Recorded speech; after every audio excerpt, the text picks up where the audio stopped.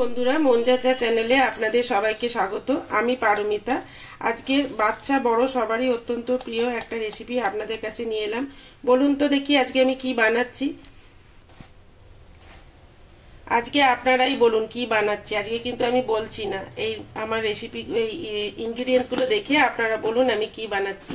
Guess করতে পারলে অবশ্যই কিন্তু কমেন্টে লিখবেন। পুরো ভিডিওটার পর কিন্তু না, এখন যখন মশলা দিচ্ছি এখনই কিন্তু আপনাদের দেখে বলতে হবে আমি আজকে কি বানাতে চলেছি। কে কে দেখি আমার রেসিপিগুলো গেস করতে পারে, তাহলেই বুঝবো তারা কিন্তু আমার চ্যানেলটাকে রীতিমতো ফলো করে। আমি একটু ক্লু আপনাদেরকে দিতে পারি, যেমন ধরুন এটা বাচ্চা বড় সবারই খুব প্রিয়। রেস্টুরেন্টে গেলে এটা প্রায়ই আমরা অর্ডার করি।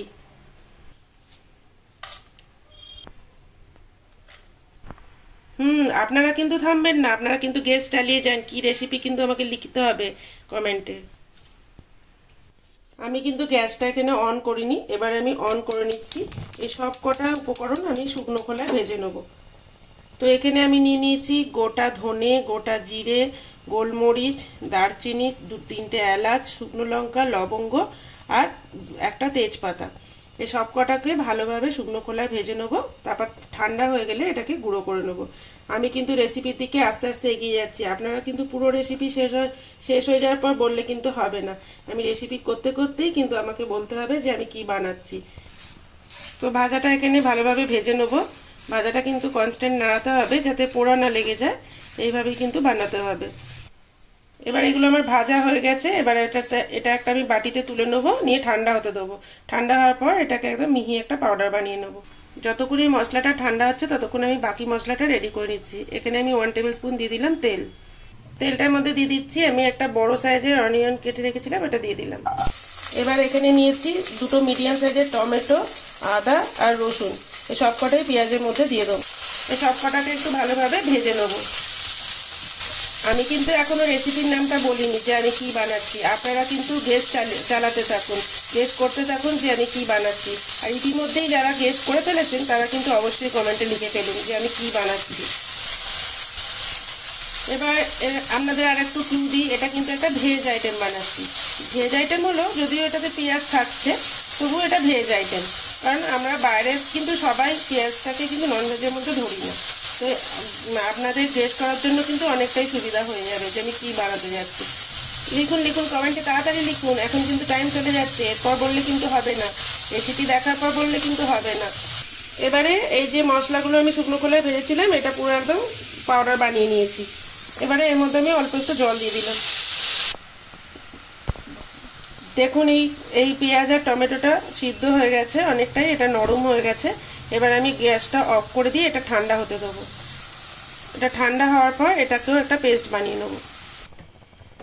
যতক্ষণে ওটা ঠান্ডা হচ্ছে ততক্ষণে আমি এখানে বাকি কাজগুলো করে নিচ্ছি। আপনারা কিন্তু এখনো কমেন্টে লিখতে পারেন যে আমি কি বানাচ্ছি। এখনো কিন্তু আমি রেসিপির নাম বলিনি। এখানে আমি পেঁয়াজ আর ক্যাপসিকামটাকে একটু ট্রায়াঙ্গেল শেপে কেটে রেখেছি। এটাকে আমি হালকা ফ্রাই করে নেব। এটা জাস্ট একসাথেই আমি ফ্রাই করে নিচ্ছি। এটা জাস্ট হালকা ফ্রাই করব, জাস্ট সতে করে নেবো এটা, যাতে এর ক্রাঞ্চি ভাবটা থাকে। এটা জাস্ট হালকা সতে করে নিলাম, এর থেকে বেশি এটা সতে করার দরকার নেই। এরকম হালকা একটু ফ্রাই করে এটা তুলে দিতে হবে, তাহলে ক্রাঞ্চি ভাবটা থাকবে। এবার এটা আমি একটা জায়গায় তুলে নেব। এতক্ষণে আপনারা নিশ্চয়ই সবাই গেস করেই ফেলেছেন যে কি বানাচ্ছি। হ্যাঁ, আজকে আমি বানাচ্ছি পনিরের রেসিপি। এটা বানাচ্ছি কড়াই পনির। এর মধ্যে হালকা একটু লঙ্কার গুঁড়ো আর হালকা একটু নুন দিয়ে নেবো, নিয়ে ভেজে নেবো। খুব কড়াভাবে ভাজবো না, একটু হালকা করে 2 পিঠটা ফ্রাই করে নেবো।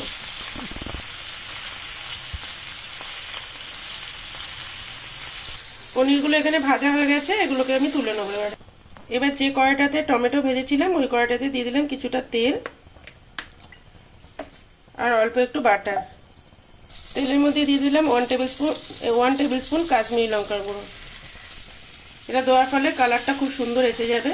তেলের মধ্যে দিলে লঙ্কার কালারটা কিন্তু খুব সুন্দর আসে। এবারে টমেটো, পেঁয়াজ, রসুন, আদার পেস্টটা এখানে দিয়ে দিলাম। এবার এটাকে খুব ভালোভাবে কষিয়ে নেব।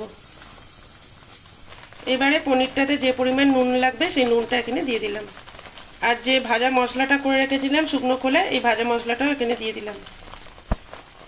দিয়ে বেশ কিছুক্ষণ এটা কষাতে হবে, যতক্ষণ না তেলটা উপরে চলে আসছে ততক্ষণ এটা ভালোভাবে কষাতে হবে।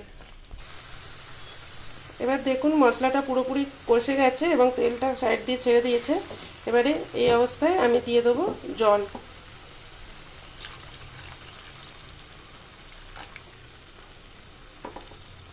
এখানে আমি যে রুম টেম্পারেচারের যে জলটা সেই জলটাই দিয়েছি, আলাদা করে গরম জলের আমি ইউজ করিনি। জলটা এখানে ফুটে উঠেছে, এবার এর মধ্যে দিয়ে দিলাম কাসুরি মেথি, আর এখানে দিয়ে দিচ্ছি যে ক্যাপসিকাম আর অনিয়নটা যেটা ভেজে রেখেছিলাম সেটাও দিয়ে দিলাম। এবার ভালোভাবে সবকটা উপকরণ মিশিয়ে নেব। এবারে এটা 5 থেকে 6 মিনিট ঢাকা দিয়ে কুক করব। 5-6 মিনিট কুক হয়ে গেছে এখানে। এবারে ভাজা পনিরগুলো এর সাথে মিশিয়ে দেবো। দেওয়ার পরে 5-6 মিনিট কুক হয়ে গেছে। এবার আমি দিয়ে দিচ্ছি ফ্রেশ ক্রিম। একদম রেস্টুরেন্টের মতো কড়াই পনির এখানে রেডি হয়ে গেছে। এটা খেতে কিন্তু খুবই সুস্বাদু হয়। একবার আপনারা এইভাবে বানাবেন, দোকান থেকে আর তাহলে কখনোই কিনে খাবেন না, এতটাই এটা স্বাদ হয় এবং একদম দোকানের মতোই খেতে হয়, রেস্টুরেন্টের মতো। তো এখানে আমার হয়ে গেছে। আপনারা চাইলে এখানে ধনেপাতা কুচি অ্যাড করতে পারেন, আমি এখানে ধনেপাতাটা স্কিপ করলাম, আপনারা চাইলে ওটা অ্যাড করতে পারেন। এবার গ্যাসটা আমি বন্ধ করে দেবো। আমার রান্নাগুলো যদি আপনাদের ভালো লেগে থাকে তাহলে please like, share and subscribe করে দেবেন, সাথে থাকবেন। আর হ্যাঁ, আপনারা এই মুহূর্তে যারা ভিডিওটা দেখছেন তারা যদি এখনো পর্যন্ত আমার চ্যানেলে নতুন হন, সাবস্ক্রাইব করে না থাকেন, আপনাদের কাছে রিকোয়েস্ট রইল আপনারা অবশ্যই সাবস্ক্রাইব করে দেবেন।